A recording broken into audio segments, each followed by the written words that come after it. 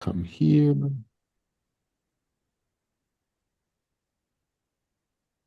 I see some new faces in here that I do not recognize, which is really good. That's awesome. Growing. And we're Nice. going to call on, just be prepared. We're going to call on you and ask you to sing. That's what we do, right, Chip? First time. Yep, that's right. We like high pitch. Well, we're glad you're here. Thanks for joining us. And just kind of maybe if this is a first time for you, just a quick overview. We've been doing the SASE call now, Chip, 4 years plus, maybe. 4 years, yeah. Yeah, 4 years. So this is pre-Kaseya, and the premise behind it is, we wanted to first off always highlight, what we call partner wins, right? How are you guys winning? Not always just with SaaS alerts. It could be, bringing on new customers. It could be how we're able to use SaaS alerts to thwart an attack. A lot of the conversation is around that, and hopefully we've got some good stories around that each week. Um, and then from there, often we have the product team has updates. They may not be, full blown product updates like a full rev update, but it could be a function, it could be a report, um, et cetera, et cetera. And then we go into what we call the week in cyber, which is a lot of banter between me and Chip and the group. Um, please understand this is definitely a two-way conversation. We'd love for you to share and talk about what's going on in your world. So yeah, so Chip, Happy New Year to you and the SaaS Alerts team. Any wins since we've last seen you, other than being the star of the cyber call this week? Um, well, before wins, I'll augment your description of what we do here, at least with respect to the product piece, because I think it's really important. Yeah, go. Um, for 4 years, the Sazzlers team has used this group of people as, the very, very first people who see things before we even start laying down code. We come in here with wireframes and diagrams and ideas, and we get our feedback here. So in a lot of ways, this call also doubles as a product council. We don't have a formal product council inside Sazzlers because this group has been so effective at helping guide us about what we should be doing to improve our product and to which other deep dark corners of the cybersecurity universe we should be looking. You guys have shot down ideas that we thought were great and you thought were bad, and you've helped us steer other ideas into development and into successful implementation. So, I appreciate that a lot about this crew. So I just Yeah, want to call that out. well said, Chip. I think that's really, really well articulated. So, we'll get to partner wins, and I hope we have some. Have we been off for 3 weeks? Am I right? We had two, we Two. missed two, right, Anthony? Oh, and I missed another one in between or And this is before. the third. Yeah. Yeah. Yeah, we made note of So, that. You missed the last one. So that's on the recording. um, so in terms of wins of the week for me to report, in terms of kind of what's going on with SaaS alerts and the broader Kaseya ecosystem, my biggest win is I am no longer dealing with the entire pricing universe, what we call the CMQ project. A lot of you guys have given us feedback about Kaseya needing to change that. We agreed to change how we're pricing products and billing for products in 2025, and I led that effort. That is still ongoing and well underway, but has been handed off to somebody else. And I am now tackling product compliance and audit for all of Kaseya's products. So another big project that we're taking on. Sazler's leading the way in terms of formal certification from third-party agencies, but we're going to bring that same discipline everywhere inside Kaseya. Obviously, continuing with SaaS alerts, rolling into casing and Rocket Cyber, and other elements of the security suite that I'm very close to. So that's both a win and a what's it's not a loss, but it's certainly it's It's a I major win. It's a major win for every Kaseya customer out there. Holy goodness. Hey, Is Jim. this is this Look at AI Jim this. or real Jim? Who knows Poke 'em. anymore, Poke really? 'em. Yeah, Jim, I was going to describe it as I'm graduating in the rucksack world. I've gone from a 50-pound rucksack to a 100-pound rucksack. Anyone out there right now that has more than just SaaS alerts in the Kaseya ecosystem should be very happy with this news I have because every single module. there you go. So Enrique, you should be very, very happy. I am, but I had a question for Chip. Right now, you're focusing on certifications for all the internal side, or when you said compliance and things, also going over to GRC compliance and better integrating pieces for us and our end users. Wow, that Enrique, that is a very insightful question. So, Kaseya has had an internal GRC team for quite a while. Internal meaning that they're focused on Kaseya's business systems. Um, I'm specifically tasked to focus on the products around things like FIPS and FedRAMP and CMMC, the kind of certifications and compliance framework certifications that are coming hard at the MSP universe. There's a lot of change that's flowing down from the federal government that is going to gradually trickle down to just about anybody who's running a business in the United States because the whole supply chain gets sucked up. Eric has talked about this on previous calls. I think, Ann, you brought this up as well because you're aware of it. But Kaseya is acutely aware of it, and we are aggressively making sure that our most important products come into compliance as rapidly as possible, and we eventually get to all 40 products in our portfolio. Jim, anything from your side, pal? It's good to see you. Happy New Year, happy Happy New holidays. Year. Did you have a good Yep. one? Yeah, good. Are you Good. in Saratoga? No, I was gonna say it didn't look like that. I'm in your backyard, buddy. I'm in Tampa. Oh, nice. Nice. Yep. How close to your place being done? Uh, they're saying first week in April. Oh, no way. So you'll be in it. Yeah. Okay. Yeah. So Cool. we'll have to get together soon. Yeah. Yeah, yeah, I'd love to. Love to. Are you gonna be at Right of Boom? I don't know at this point. Like we're obviously I would love to be, but we're shifting a lot of things around right now, inside of Kaseya, which ultimately is for the better. Uh, but just like Chip, like we're kind of re-architecting what some of us are doing from a executive perspective, and my talents are taking me elsewhere instead of events. Got it. Okay. Any wins you'd like to share, or updates you'd like to share with everybody? And by the way, for those that are new on the, because we have some new people today, Chip is the co-founder and CTO of the former SaaS Alerts before Kaseya, and Jim is the co-founder and CEO of SaaS Alerts, for those that may not know that are joining us for the first time. So when they got purchased, Jim is now SVP of product, I believe. Is there an S there, Jim? I forget, but Oh, He's the chief Kaseya? product CPO. officer. Chief C, Product Officer.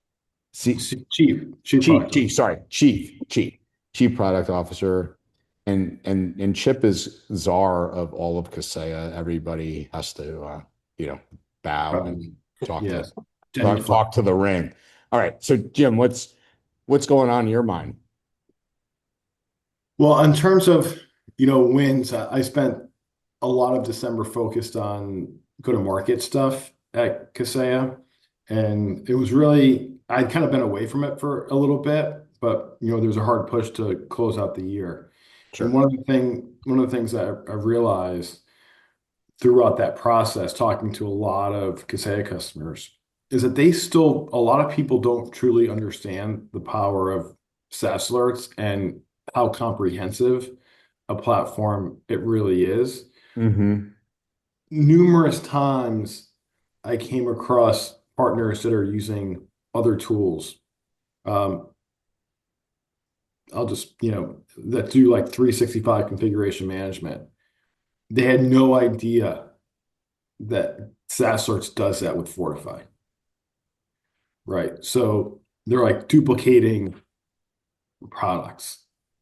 And I'm like, well, why wouldn't you just do SaaS Alert? Why wouldn't you just leverage the Fortify module instead of SaaS Alerts? And then you could potentially displace, what you're paying a single vendor to do just on 365 configuration management. And that I can't even tell you how many times that happened. And once we educated them on everything and they understood what it could do, we won every literally it was 100% conversion on all of those. So for me, a big takeaway from a win perspective is we have to do a better job making sure people, all of our customers understand, the market understands how comprehensive this platform has become. I mean, the people on this call know because you were all so dedicated and quite honestly helped us get to where we are. But we need to make sure that everyone knows it because most don't. Yeah, got it.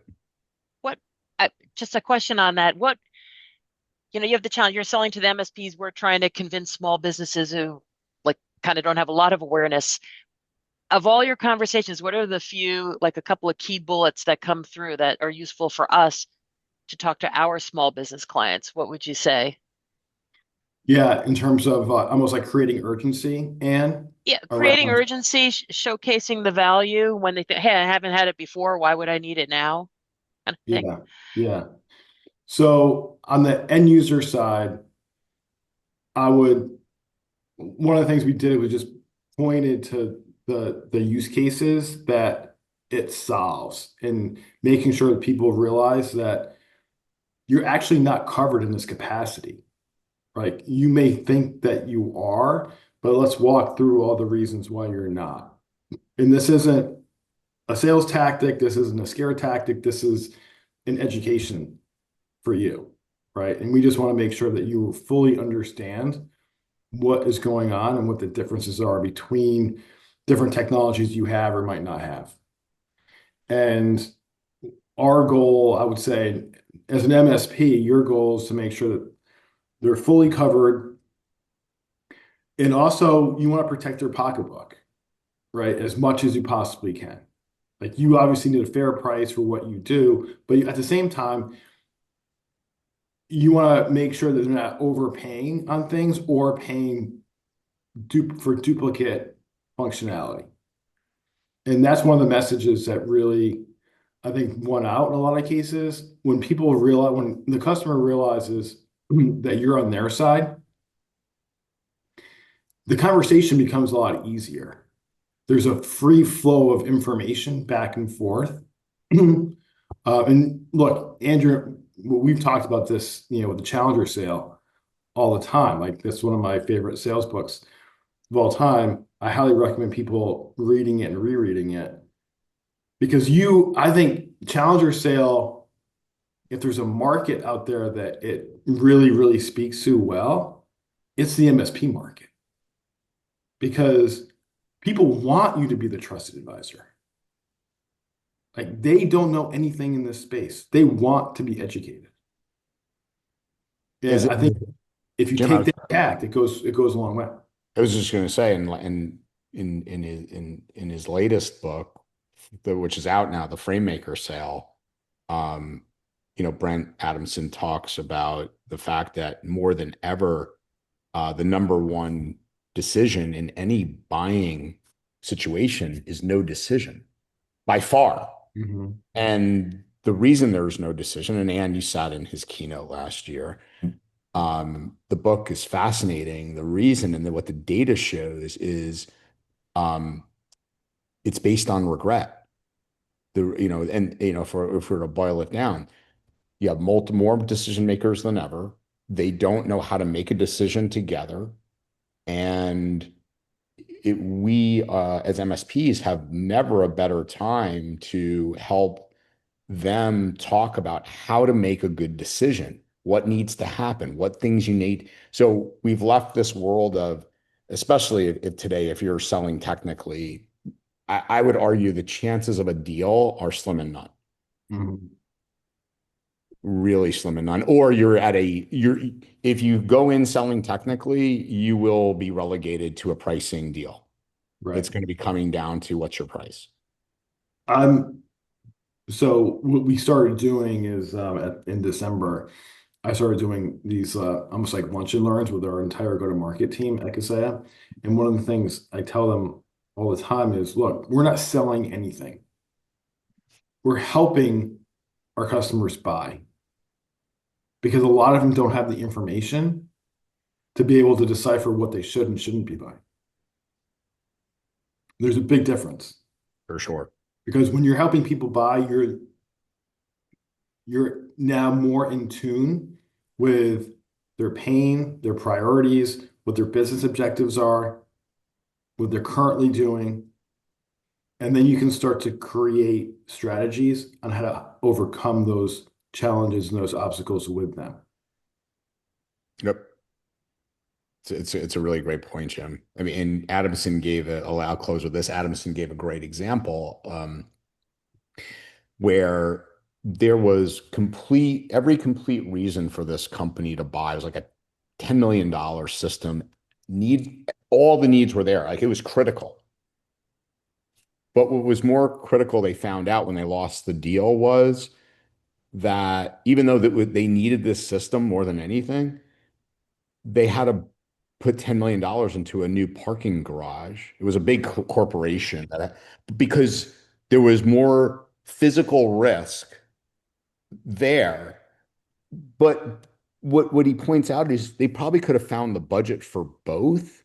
It was just the perceived risk of not doing that parking garage. And you sit there going, wait, it's a parking garage. Mhm. This means your entire business.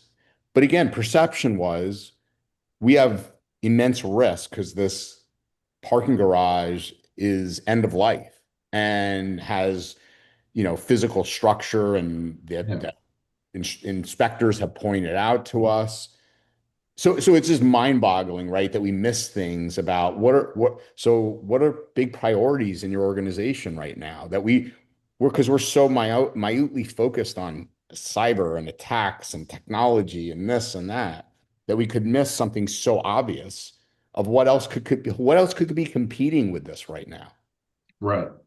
I I was talking to one of our partners overseas on a deal. They were looking at Inky and they were really impressed with Inky and that there's other tools that they had that just do like certain pieces that Inky does, like Code 2 does email signatures. So they're like, oh, look, we could displace that. But we ended up a week later after a conversation wasn't an Inky deal. It was a Kaseya 365 user deal. Because what I found out throughout that process was they wanted to do user. They wanted to do user for a while, but their existing dark web ID and bullfish pricing was based on a per tenant basis, and it was very favorable to them based on that approach as opposed to a per user basis. So that inhibited us from actually getting to an economic solution initially on user. But when we talked through what their real objectives were and they wanted user, what we did was we just said, look, we're going to take the products outside of dark web and bullfish. We're going to keep you on your per tenant pricing for that. And we'll basically just prorate the rest of the bundle for you. So you're going to get everything you want, but you're not going to be economically penalized. And we ended up getting the deal done. But the account manager 9 months ago never picked up on any of that. So we never got it done back then, but now we have it done. That's awesome, Jim. Hey, Andrew, before we move on, and can I turn your question back on you, and ask what is it that was successful in 2025? And then I have suggestion to offer on what I heard working toward the end of the year for us. But you're an experienced SaaS Alerts customer. So what worked? What did you think resonated? Got to find unmute. This isn't Teams, it Zooms. I was just looking because I actually was just logged in and looking at the number of organizations that we have in there. That's far less than our total number of organizations. So I think that where we had success, we actually signed on quite a few new customers overall last year. So we typically will often bundle in certain things. So for new folks, it's easier to just tell a story. We're going to cover, this is what we cover. Just today, because I'm looking at 2026, I was like, oh wow, our footprint is smaller, actually smaller than I thought. So that kind of rattled me today. And I think what we're seeing more where we've seen success in growing clients is that the small businesses have finally like they've gotten the letters for anybody CMMC related to where they have to do security, like it all of a sudden it's real. So that's led to some success. And then increasingly, we're seeing people, they either have had a security incident, like we signed on, actually, it was a referral from one of our clients for somebody they know who had had a security incident. And it's like, boom, they need everything. Like they now understand the real risk. So as more and more people have either had an incident or know somebody who has, then they can relate to it. So that's where we've had some success. And I just ordered the book you guys recommended that Andrew put the link in for. So we'll figure out. So uh yeah, and And I'm curious what your thoughts are and what you're seeing from other people. can I Yeah, just say so something? Oh, Rich. yeah, I'll just finish, Andrew, because I promised Dan my Yeah, reaction to please, her please. question. Yeah, Yeah. yeah. So, and participating, again toward the end of the quarter in more customer calls than I typically do anymore. What I found was resonating with people and getting their eyes to open is what we call Fortify, but is really security posture management. Um, Hmm. and I think people have lacked an understanding, again, not this group because we talk about it a lot, but when compromises happen, it's too late. They've already happened. You already have a problem. Sazler's does a great job of auto remediation and it shuts things down quickly and all that good stuff. But there's so much more you can be doing to prevent it if you actually configure the environment correctly. Um, and bringing across to them that our tools are automated to do that, number one, and that they track drift and prevent things from getting out of alignment, that we're constantly updating them, whether it's NIST or CIS coming up with new control recommendations or Microsoft coming out with new policy availabilities that we can take advantage. Like it's a never-ending cycle for that part of our product, and that seems to have been the eye opener, at least that I experienced in the last, let's say, 8 weeks in talking Hmm. with customers. Because, and here's the myth that I tried to dispel with people. It's unless you do the posture management up front, you can't stop a compromise. Like when somebody gets their credentials or gets the token, the account is gonna get compromised. So now you're at that phase if it's how fast you recognize it and remediate it. I get it. But the place where you can stop it is up front in terms of how you apply controls. Hmm. And to me, that's the message that was resonating with customers the most and the best. Yeah, definitely want to check that out. And one thing just popped in my head because I talked to somebody who's the chair of a local business group. So I rolled out some cybersecurity awareness training for them. And she gave me feedback like, oh, this is really great. But so I pointed out that Massachusetts has required ongoing cybersecurity awareness training for 15 years. And she had no idea because it's telling me like, oh, this is really great. But, like, why do people need to do this? Like, you understand there's a law that's been in place. I was just flabbergasted by that. So there's like such a big gap between what people know, or they think, oh, it's Microsoft, so everything must be secure. Like I bought the product from them, they're safe, right? So I jotted down the note on the configurations, but I'm just amazed that you see these giant gaps in what people know. Or, Again, that's where the challenger sale methodology, I think, it's such a great fit for the MSP market because really, at the end of the day, it's about educating your customers and challenging them on what you know that they don't really, and not being afraid to tell them that, hey, look, this has been in place for 15 years. You need to have this. I don't know how else to tell you. Um, so, but I want to come back to one of your other comments, and in terms of looking at 26 and looking at your book of business, and it's smaller than you thought, right? Um, you're not alone. I've been doing a lot of analysis coming into 26, looking at data from 2025. Slow the growth of the MSP market is slowing. We're seeing it. You're not the only one. It's growing, it's slowing down for everybody at this point, on average. We've seen a lot.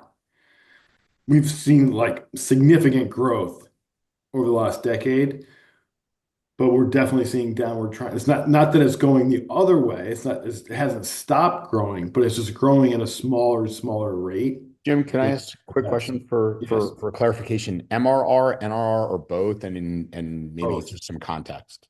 Both. So definitively both. Okay, interesting. So Because you get the vantage point of both from Kaseya as well as some large PE-backed MSPs where you sit on boards. correct. Even those that have maybe both, historically organic growth as well as accretive growth, Jim, are you seeing it there as well? So one thing that MSPs have done a relatively decent job of in the last few years is selling to existing customers. New logo growth is really, really low right now. Interesting.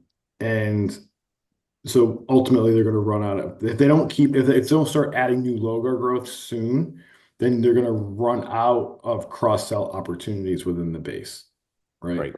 So now you really have to start thinking about ways, if you're not going to invest in a significant new logo growth engine, then you need to start thinking about ways to optimize the business to maintain your margins.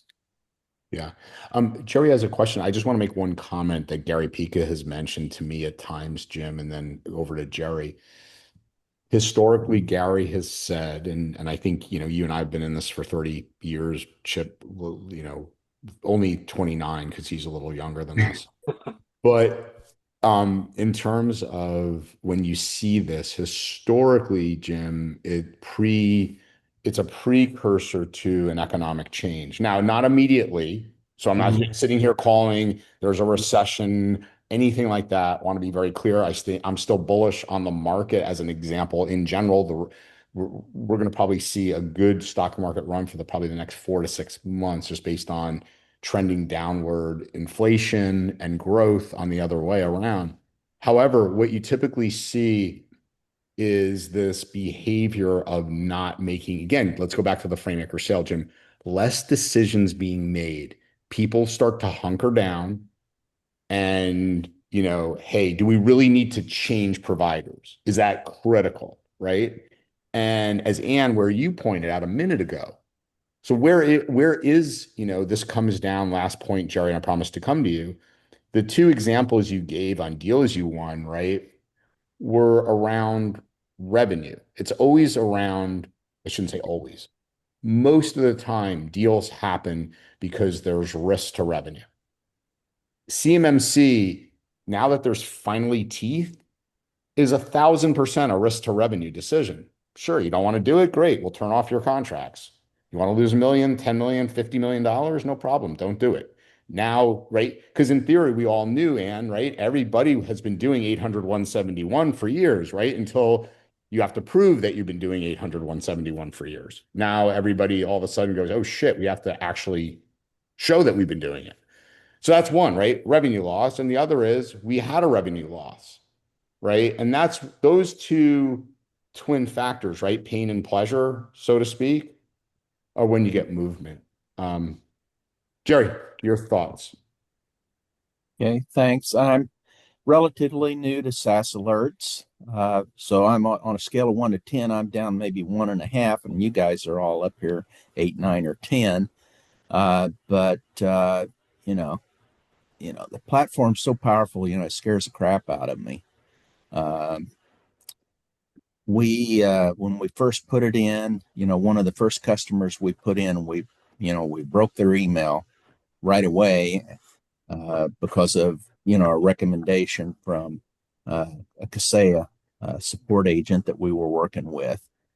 So we got that resolved, but I'm just wondering, are there best practice checklist type things out there for the various components of Kaseya, of SaaS Alerts, that would be of benefit to us to kind of help us walk through the process on how to configure things correctly?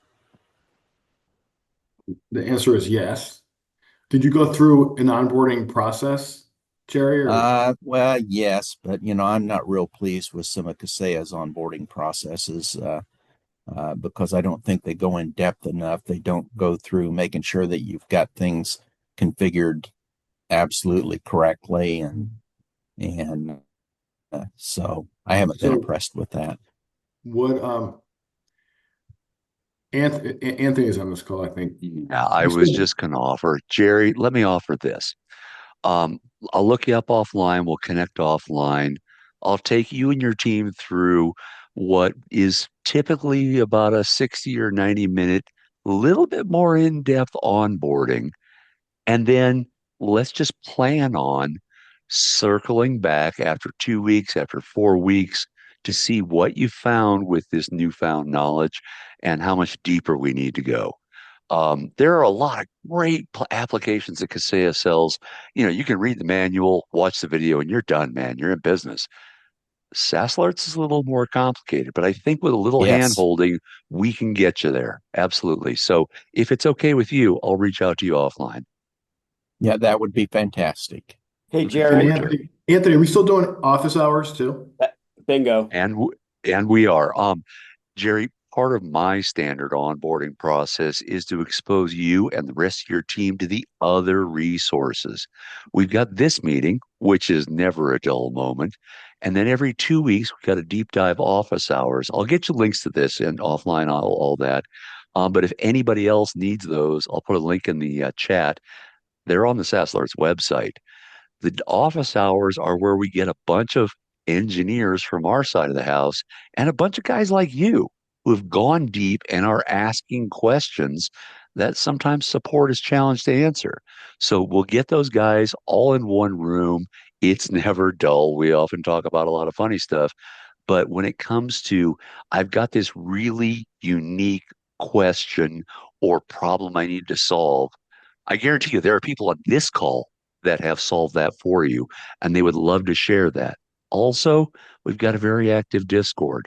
I'll get you links to all of this stuff, but you're going to stand on the shoulders of giants before we're done. Ben's already put the Discord link in there, and Stephen mentioned it too. So yeah, we have obviously I'm biased. We have the best community in the entire industry, right? And everyone on this call, I'm sure to Anthony's point, has probably solved a lot of what you're looking to solve. And we're going to help you as much as we can. And the people in this community will share their knowledge as well, I'm sure. Okay, that'd be great. I appreciate any help I can get. You got it. And I've been attending a few of these meetings over the last couple of months, but this is the first time that I've made any kind of a comment or anything, and I really enjoy this group. Thanks for doing Jerry, so. Thanks for your comment. And you're going to give me an opportunity to do something that Jim usually does. I'm going to get out over my skis a tiny bit. So you're probably aware that there's a pretty extensive knowledge base that's already in the product and searchable. Later this year, that's going to be turned into that plus other resources into an AI agent that you'll be able to converse with in the way people have become accustomed now, working with ChatGPT or Gemini or whatever it is you work with. So that's coming around the corner to also help address this very topic, like how quickly can I get very specific answers to very specific questions. Okay, great. Thank you, guys. Thank you. All right.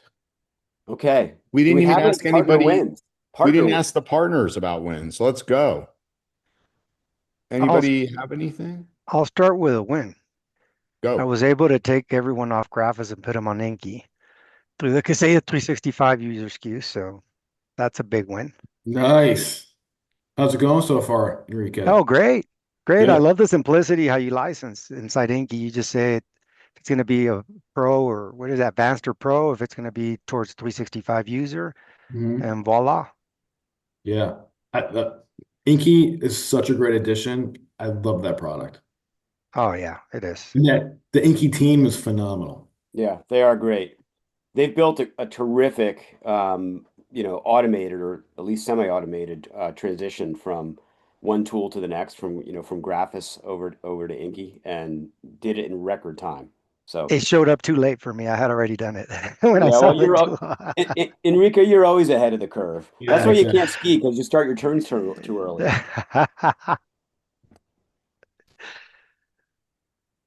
Um, Other one win, wins? one win I want to point out. I was on, YouTube, just doing some work on the cyber call stuff. Here's a win. Ben Jones, his YouTube channel. Holy cow. Have you ever seen how many views he gets on videos? No. How Yeah, many? some of them have 30,000 views, Jim. Are you serious? I am totally serious. He built a robot with NN8 or whatever that thing's called, probably to I view wanted it. to ask you, Ben, I was going to be a little graphic, so I'll What hold in that back. But goodness name? what are you doing, my friend? That's amazing. It's got to be as Great good. content. It's good looks. Obviously, I great try. content. Well, no, what I'm curious, Ben, is you got 2,700 followers on the channel, but you're getting 10 times that sometimes in views. Is he there? Yeah, so What? you're asking what do I do? Yeah. I mean, you're doing a phenomenal job. So good for you. Thanks. Yeah. No, it's just something I enjoy teaching people how to do things, and that's kind of what that whole channel was built for. And I think it's helped a lot of people. And honestly, there's a couple of videos that do better than other ones. Most of them the AI and just honestly, digital signage does really well. People just wanting to be able to learn about different softwares out there. So I have several different like sources for open source software. I'll pick one and I'll pick it apart and show people how to use it and then show people how to install it. And that's just what I do in my spare time. And, And for it, anyone who's new on the call and isn't familiar why Andrew's asking this about Ben, Ben also runs the YouTube channel for SaaS Alerts and hundreds of yeah, hours of content there specific to this product. yeah. So I think that's the tie-in, Andrew, that you're looking at here. Maybe you didn't realize that Ben was a YouTube star having nothing to do with us. Seriously. Well, yeah, I've taken a lot of what I've learned from my channel and applied it to like it's funny to look at my older videos when I first started doing it for SaaS alerts and then how it's progressed. So yeah. And I think it's also helped me like when Jim throws me in front of like 800 some people, then I can actually hold my own a little bit. I wouldn't do it if I didn't know you could handle it. Andrew, there's a reason we call him Dr. Jones. Oh, Dr. J. Funny. Yeah, no, Ben, I'm just great job, man. The spirit of doing something that you truly love and truly, like to help people, and then, to see that kind of result that, that many people taking an interest, it's phenomenal. Well, it's funny. It's yeah. I've gotten such a good reception from people on YouTube. I think I've gotten one negative comment, and I responded positively. And his reply is, "Oh crap, you killed me with kindness. Way to go!" And I was like, "It's like, yeah, sorry, dude. That's the retail person in me." That's it's the way to do it. Yeah. Can you I believe, said, Andrew, just a couple years ago, he was, I don't want to say he was wasting away inside an MSP, but he was hidden inside an MSP. We had to get him out just so we could expose his awesomeness. Oh yeah. I mean, one could say that about you as well, Jim. No, that's a long time ago, dude. Yeah, Any other and no, questions? I really appreciate the opportunities that SaaS Alerts and Jim and all of you guys and Chip have given me. It's yeah, when I look at who I was and who I am today, it's a night and day difference, but it's constantly being pushed out of your comfort zone. I think that does it, and you just grow from there. We're good at that. Yeah. You are, Ben is yes. unrecognizable. Well, speak To great the guy that I segue, talked Jim. to like Let's 2.5 let me years give ago. you a great segue. This is sold out at Right About. Boom. Boom. You've been waiting, wanting to get in there. We had spots. Now, guess what? It's Wow. packed. Um, by the way, did you guys see my post on LinkedIn that we designed a comic book for Right a Boom this year?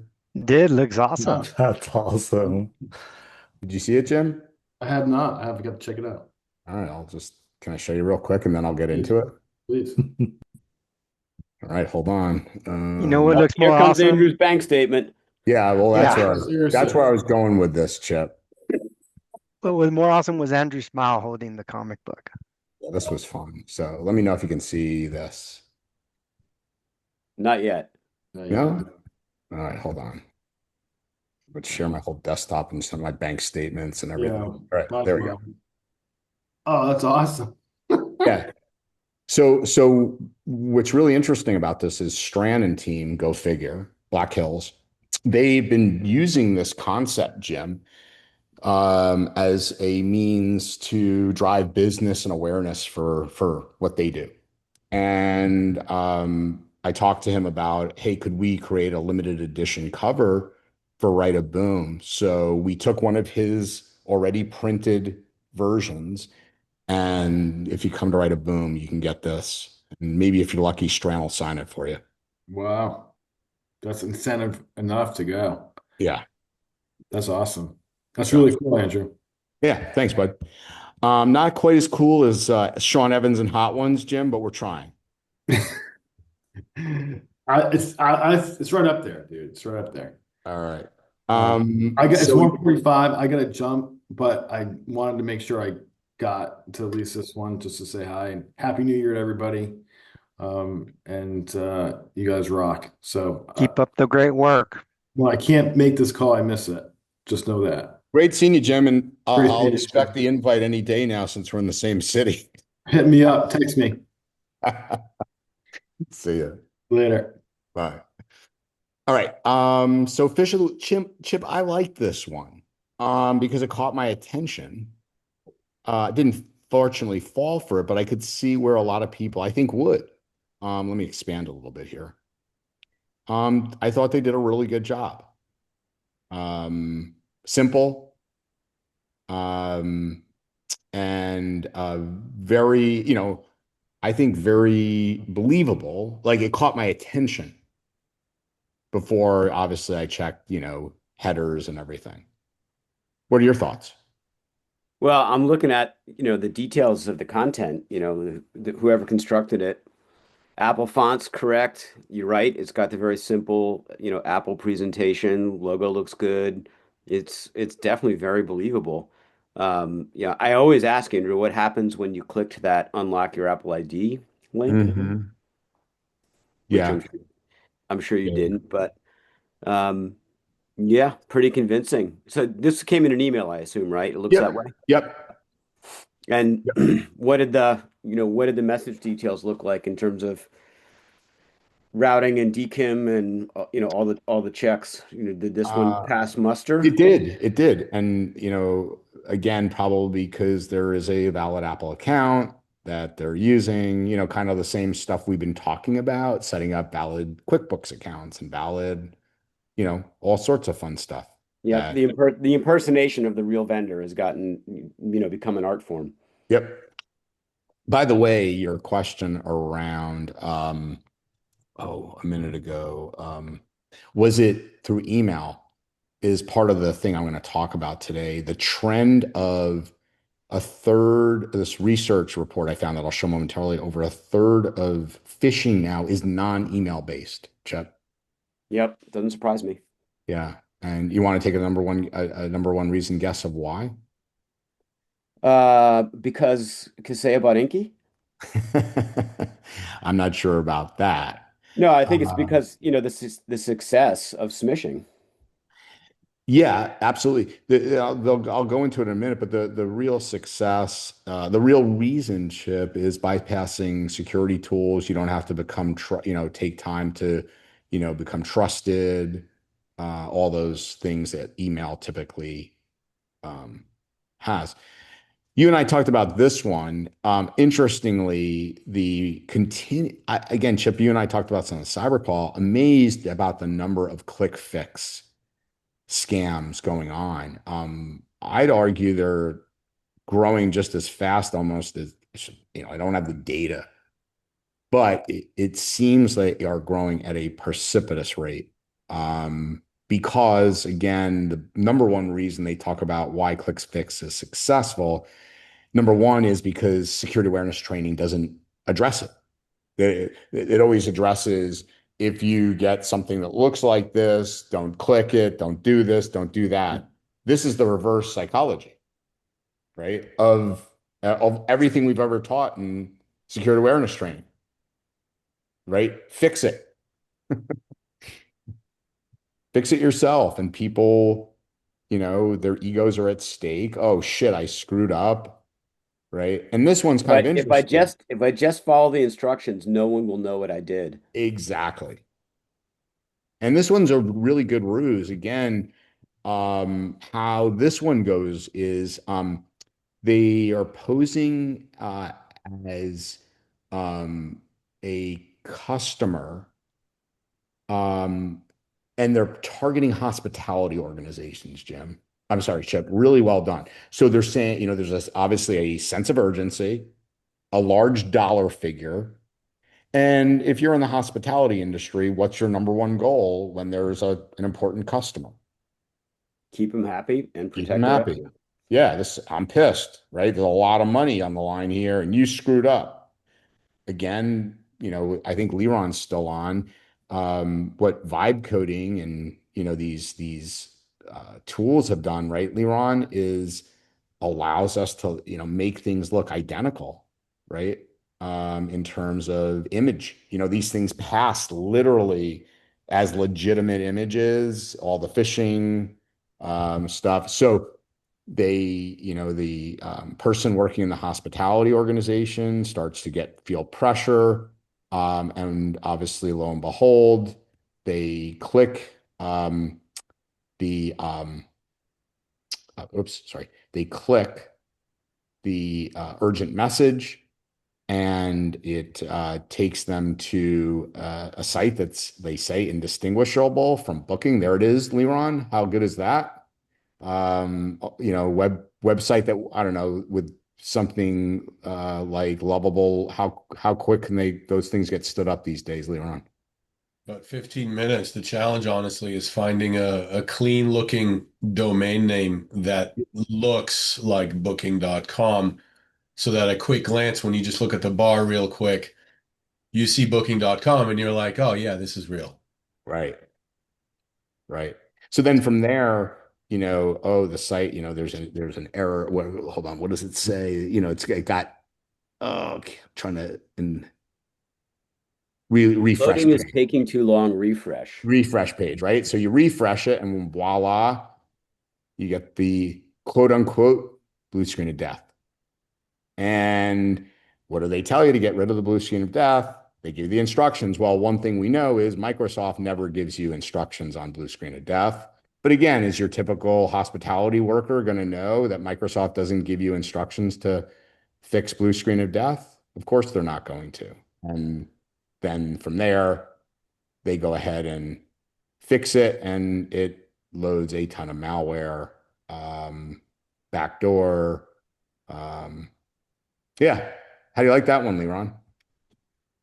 It's really good. I've always said, to me, the number one, this is social engineering going all the way back to the 80s, right? And step one is to always take the user's emotional state and shift it to something like worried, whatever. Because once your emotional state shifts, you are no longer thinking rationally. And when you see something like this, you're like, crap, I have $800 on the line.